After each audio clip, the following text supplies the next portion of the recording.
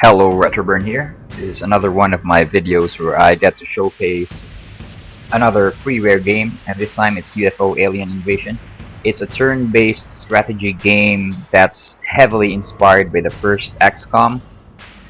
I know I've been doing the forest videos for quite a while now, but I've decided to give that game a rest because there's going to be 11 days more to go before they roll out the version 0.04 patch. So I'll just have to make Let's Plays of other games before that patch rolls in. So this month, it has been a very good month for XCOM fans. UFO Alien Invasion version 2.5 just got released, this time with kick-ass models. They're kind of like Halo ODST ones, but who cares, they look good. And I know UFO Alien Invasion fans might complain, but that's the parallelism I see with this game's figures versus compared to that of the Halo ODST game. There's also Isomer has also been released. It's a Dwarf Fortress-ish game, and I think I'm going to buy it maybe tomorrow or tonight. Also, Open XCOM, an XCOM open source mod has been released too. So yeah, this month it's a very good month for XCOM fans.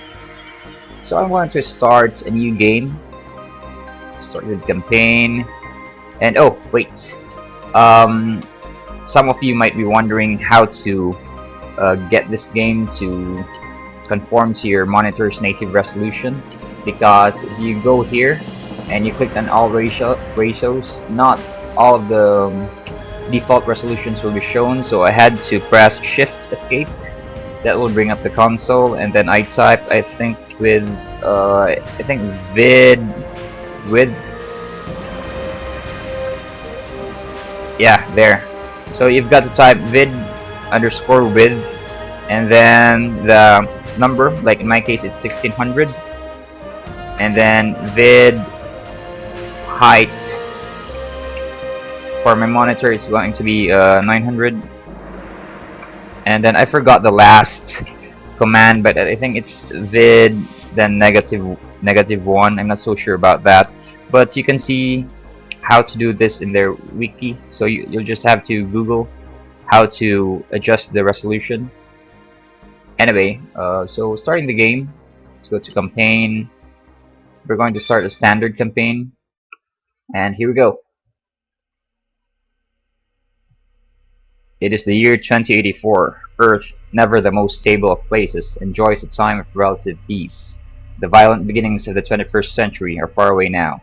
Distant memories, but not so distant that they've been forgotten. To most Earth's people, the Second Cold War is a dark shadow from the past, much like the World Wars were to the children of the late 20th.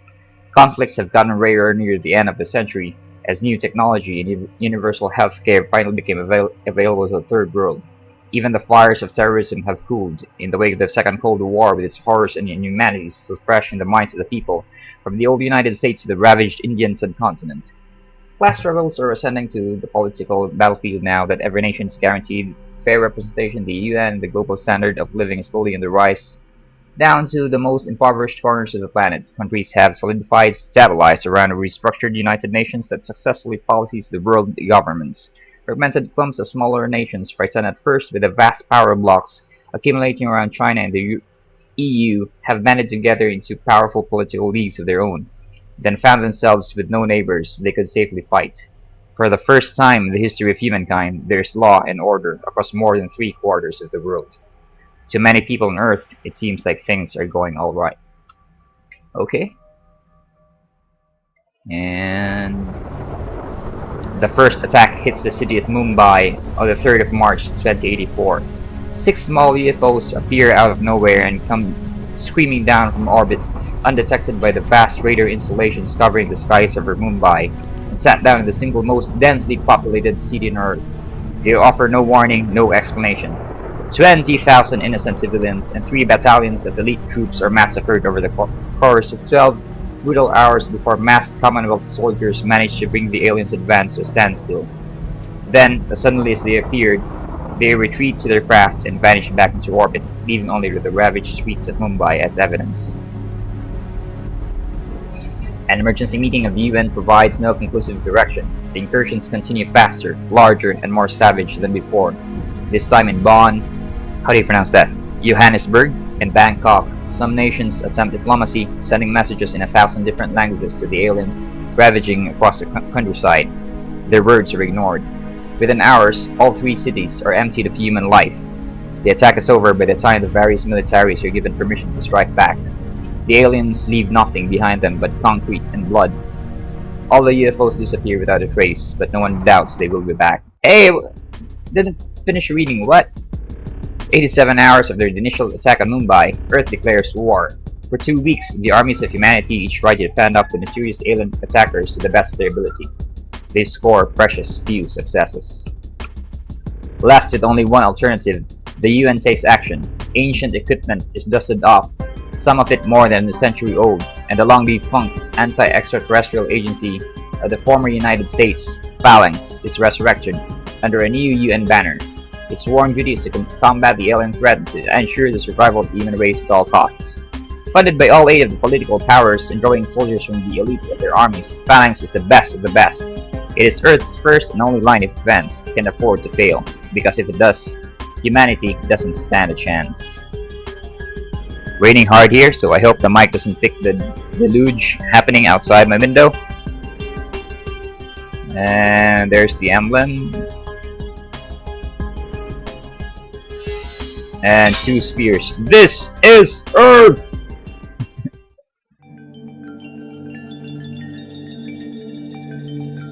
Okay, so we've got a letter from Mahuf Sarah, United Nations, New York City. Base Commander Phalanx, Atlantic Operations Command. Date 2084, March 21. Welcome to your new post, Commander. You now have full command over the Phalanx Extraterrestrial Response Unit. Your mission is to protect the citizens of Earth and to stop the alien threat at all costs. How you accomplish this is up to you. Our only requirement is that you succeed. Your first order of business is to set up a headquarters. The UN has access to military bases all over the world, so you may consider any region for your base of operations. Cool. Choose the location wisely, because it will have great influence in the success of the Phalanx project. A recent analysis of the attacks on Mumbai and Bonn revealed that UFO sightings and alien activity seem to focus on the most densely populated regions of Earth, including coastal North and South America, Europe, East Asia, South and Mediterranean Africa, and Australia. You should consider including these territories in your field of operations. Once you've established your first base, you must prepare your soldiers. The recruits we have assigned to Phalanx must be stationed in your dropship and equipped for battle. Take care of them, Commander. The rest of us are all counting on you and praying for you. That is all. Good luck and good hunting. Okay, the U there is kind of redundant, but what the hell, I didn't write that. So this is the part where it gets confusing because this game doesn't have a tutorial, so excuse me, drinking water here.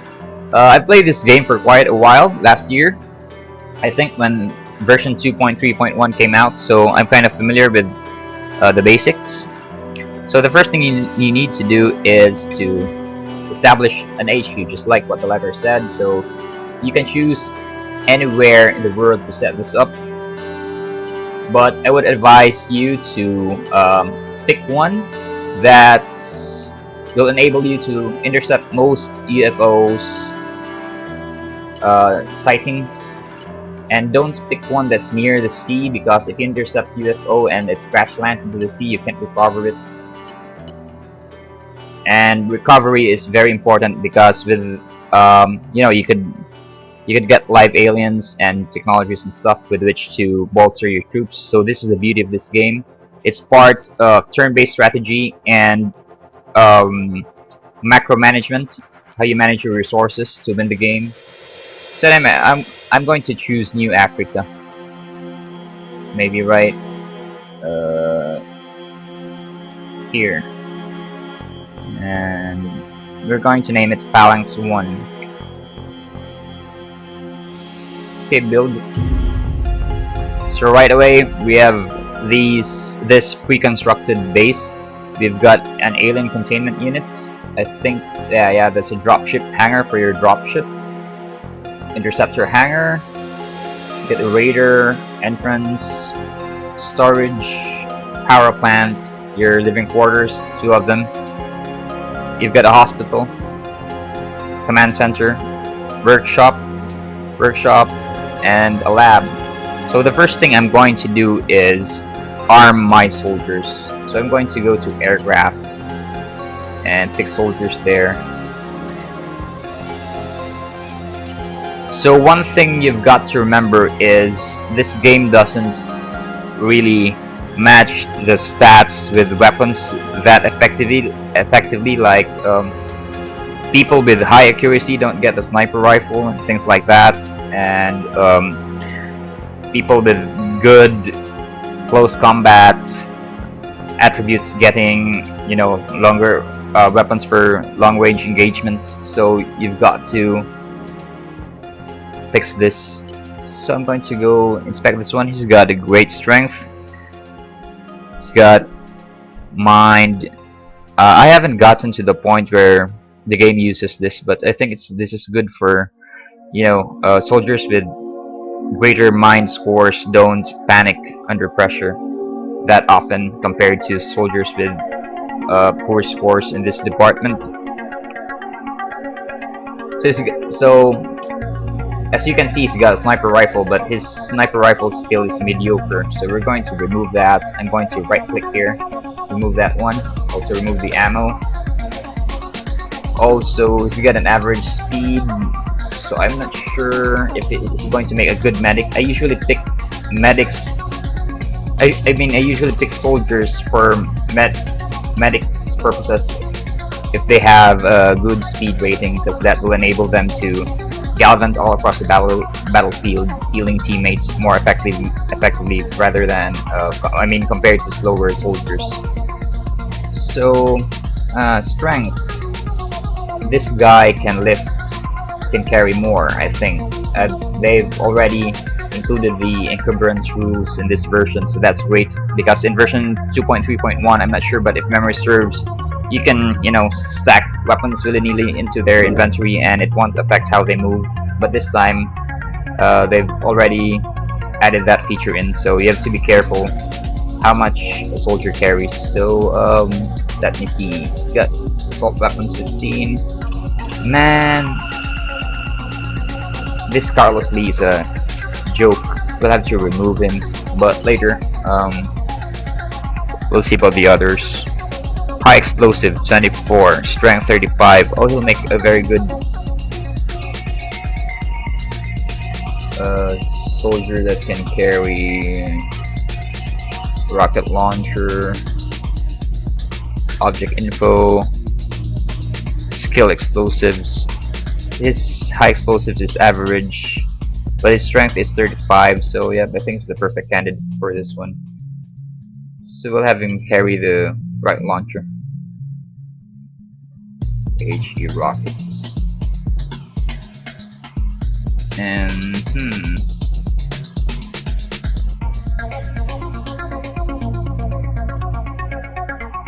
oh, okay.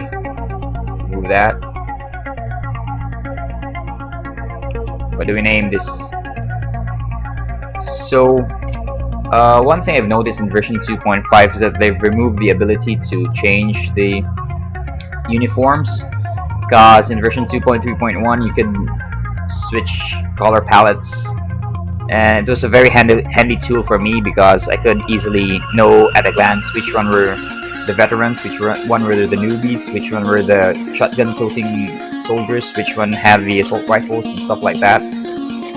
But now we're stuck with only this urban thingamajig, so that's a major bummer. So I'm just going to put an identifier. So let's put here rockets. Henrik Lushenko. Okay, there you go.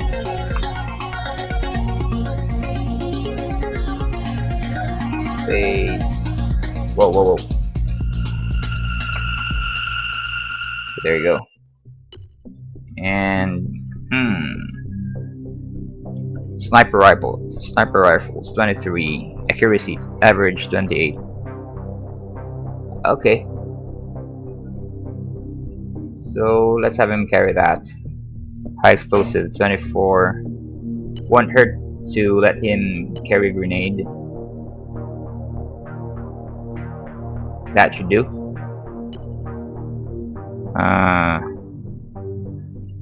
Wait. We'll adjust his name to SNPR, short for sniper. Jason Suleiman. Sniper rifle 23. Accuracy 20. Yeah, sure, another sniper. Wouldn't hurt.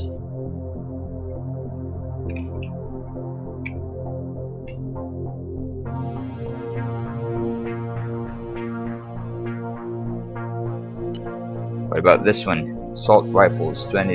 Assault weapons 23. 38. Speed is 21. 24. High explosive. I think I'll let him carry the grenade launcher. There you go.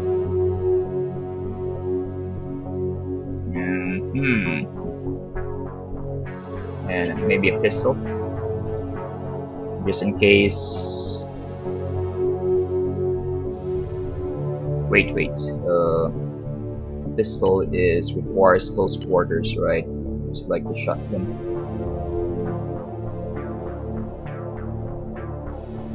We'll have him carry that.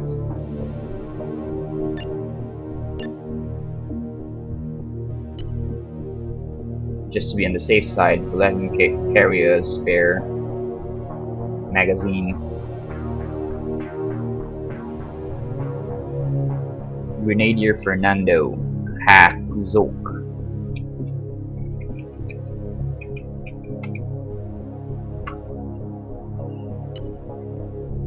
Okay, we still don't have soldiers carrying assault rifles. We need to have those because assault rifles are kind of, like jack of all trades, master of none approach. Very versatile.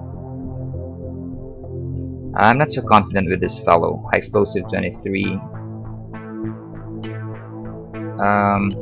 Yeah, I think we'll have to fire this guy.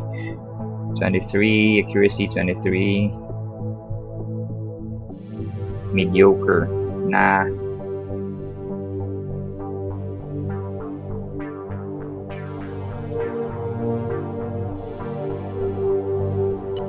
Nuno-chan. He's got sniper, assault, close combat 17, mine 34, speed 21. Nah.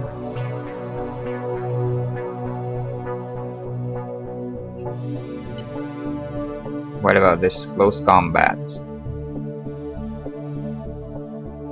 Speed is mediocre. Learn.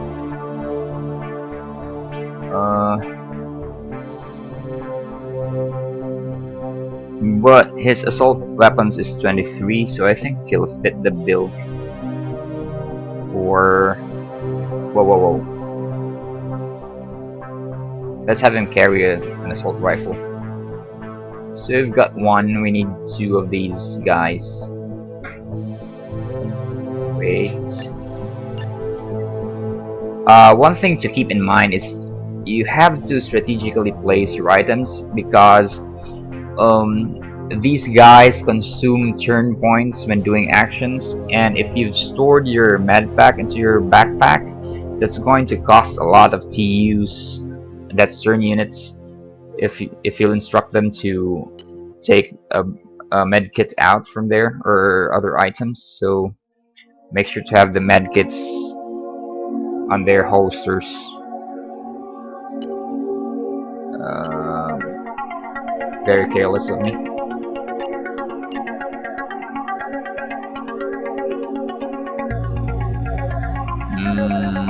We'll leave it there.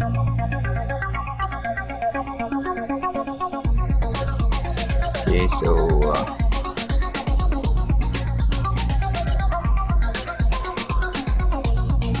then we'll rename him as Assault. So right now we're lacking shock troopers. That's what I like to name my people who have shotguns. So we're going to fire 3. Carlos Lee, Mark Mathis, and Nuno Chan aren't that special. Some employees, soldiers. We're going to scan for one more soldier that fits the assault class. We need to look for people with good assault weapons skills. 16 war close combats. Wait, we're going to fire Carlos and Mark Matus, Nuno Chan. Washouts. 24 explosives, 23 close combats. Nah. Oh, this one is good. Accuracy 25. Yeah, let's hire him. He's got 24 in assault weapons and his accuracy is 25. It's kind of good.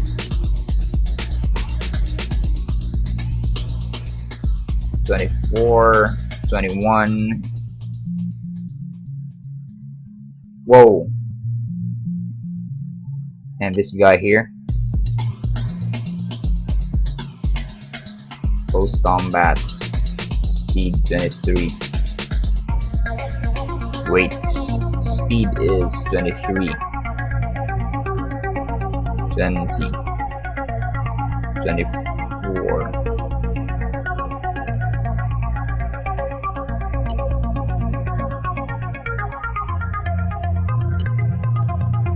Okay. We'll make this Akriti woman our medic. Let's go back to aircrafts and go back to soldiers. Equip soldiers. Oh wait, I think I've got to assign them. There you go.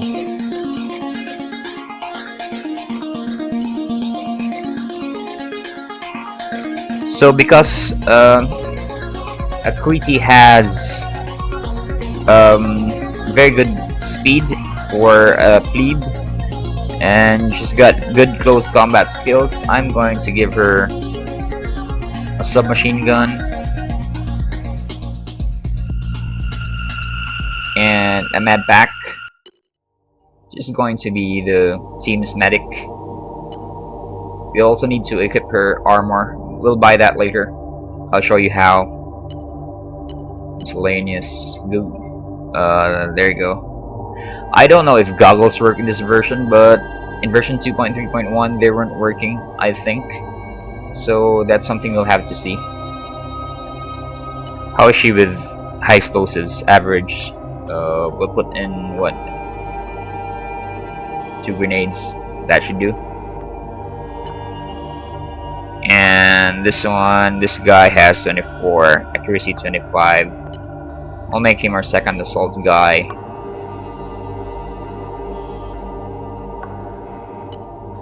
Infrared always. And maybe a med kit here. There we go. He's got mediocre high explosive skills, so I'm not going to equip him with grenades. That would be a waste. So we're going to rename him. We'll put an assault tag so we can easily identify him as the game progresses, because it's going to get confusing when you have multiple bases and you have to juggle personnel. This one is our medic.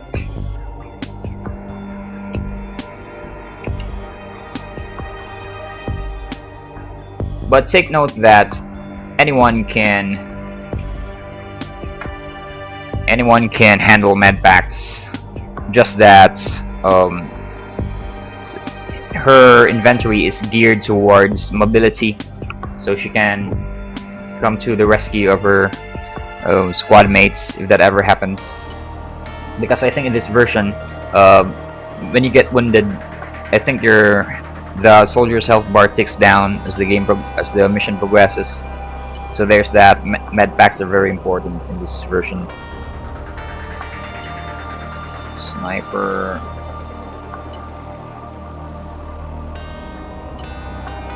So, I think I'll change my mind. Let's put that there. Wait. This here. This here. Secondary. That in there. Wait. There you go. So I think we're lacking one. I miscalculated. Sorry about that. Yeah, 7 of 8. I did. Let's go back to employees, and so we need.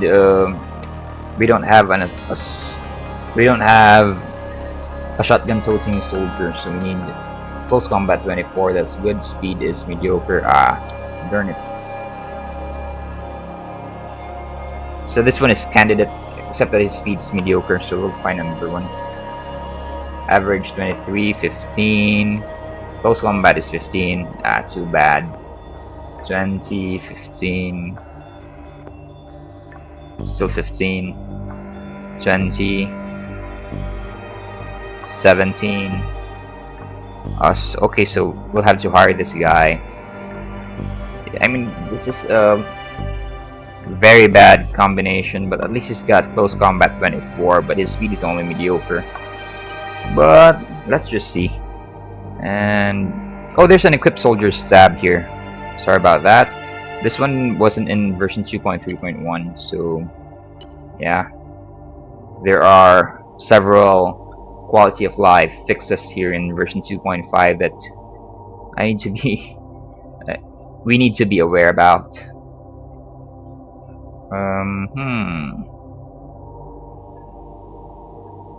And secondary. It's in medkits.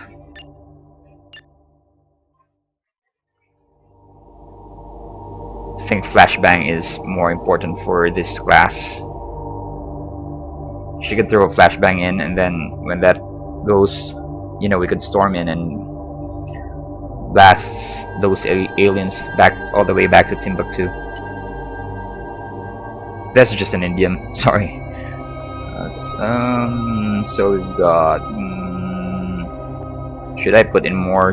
Yeah, I should. Okay, there you go. So we'll name this one Shock Trooper. There you go. And then after arming your soldiers and putting them all in your aircraft, make sure you have all of them in there. You have to check all these. There you go, 8 of 8. So don't forget about that, because you don't want to land your dropship in an alien infested territory without soldiers in it. That would be a disaster. So we're going to buy how many armor? How many sets of armor? All these don't have any. That's 7. Wait. 7, 6, 5. Okay, we need to buy 4. 1, 2, 3, 4. Wait. Oh, there you go. So we go to armor. Whoa. So we just had to take one out. What? Okay, so he really can't have armor.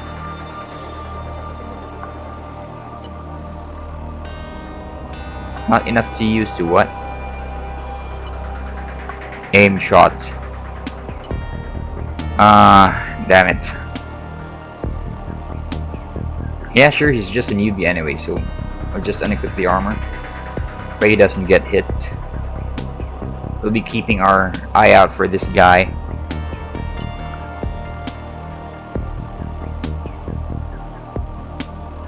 Damn it. So he can't use his aim shot skill for the sniper rifle, First aid for the medikit, stimulants.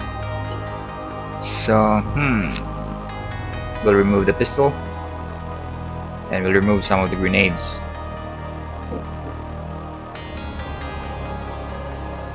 Whoa! There you go. So med packs are very heavy. Yeah.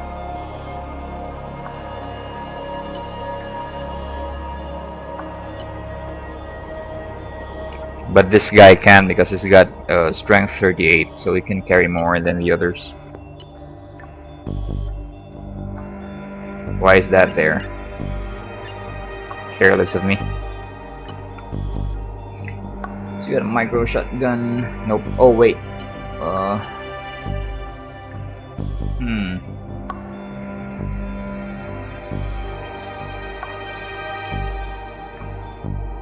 That one do.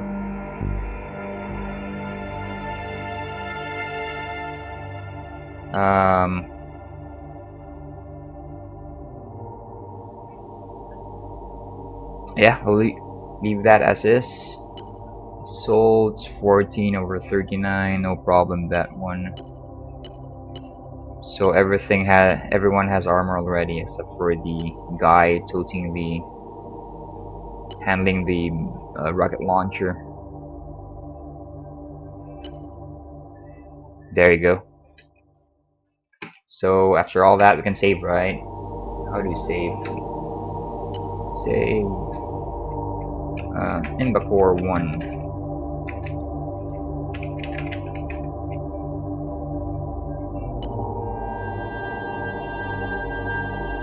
What?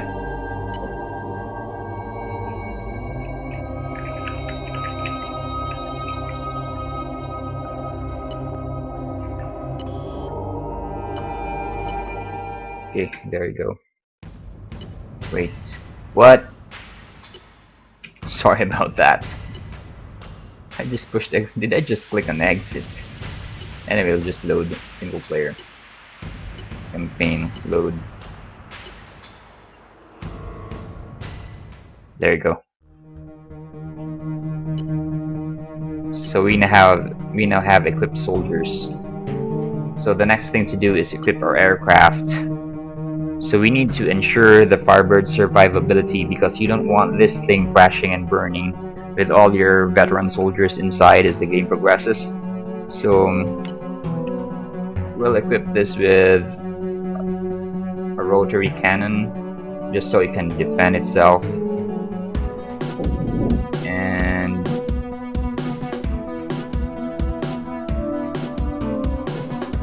armor.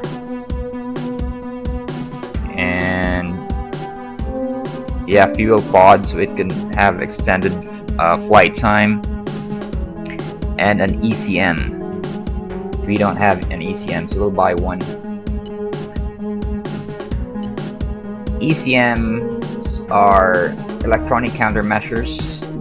So I got that from reading sci-fi novels. But I'm fairly sure that in this game it's going to reduce the accuracy of the alien fighters shooting down your dropship. So that's very important. We'll buy two because we have two aircraft.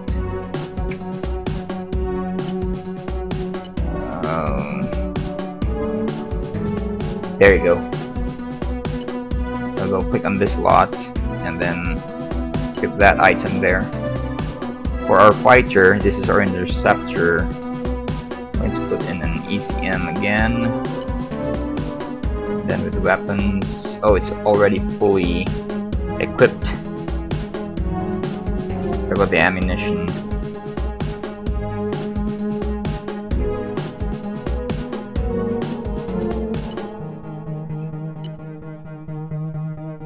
Okay, there you go.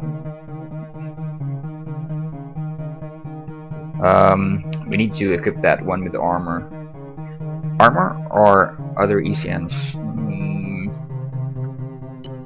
Just craft items. Where are you? Rotary API. Buy more. Missile rack, rocket. There you go. Polymer, aircraft, armor.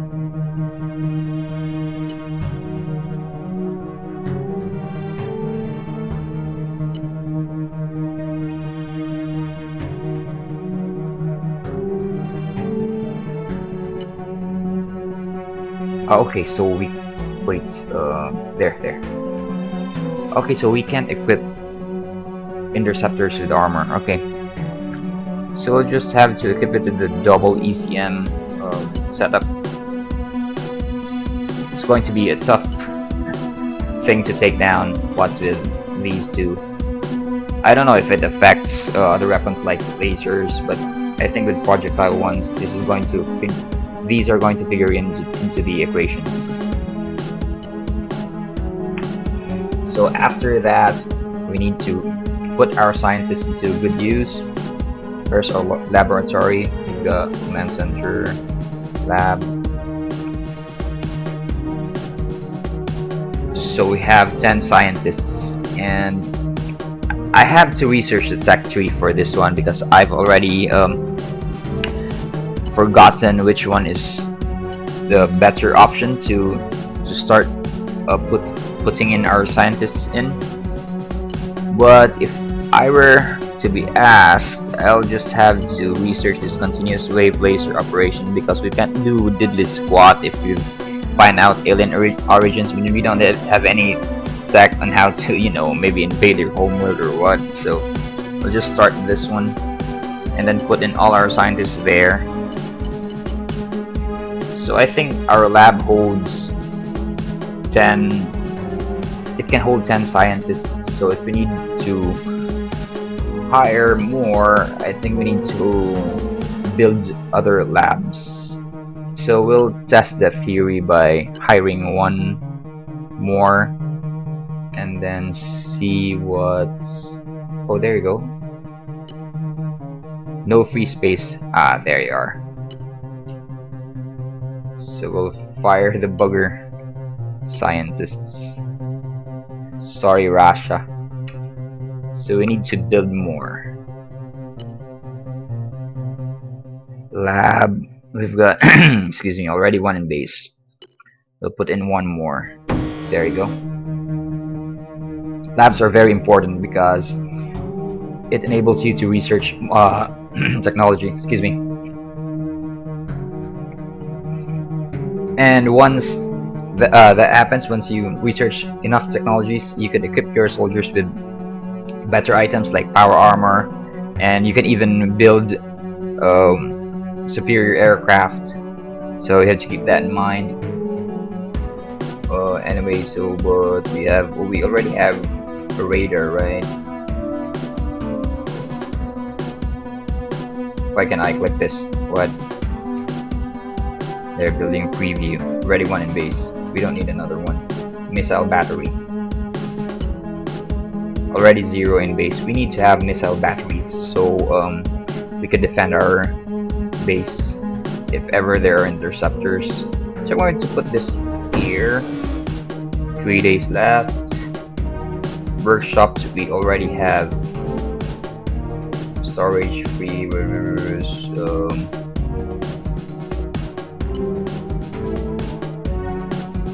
This is the part. This is the section where you can order your workforce to produce, to fabricate more items rather than buying them.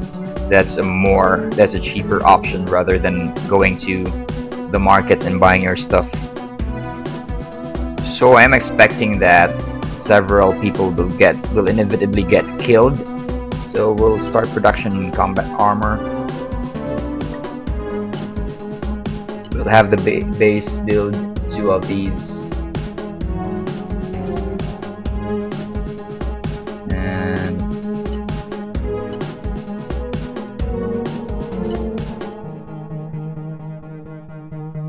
sniper rifle, nah. Riot shotgun.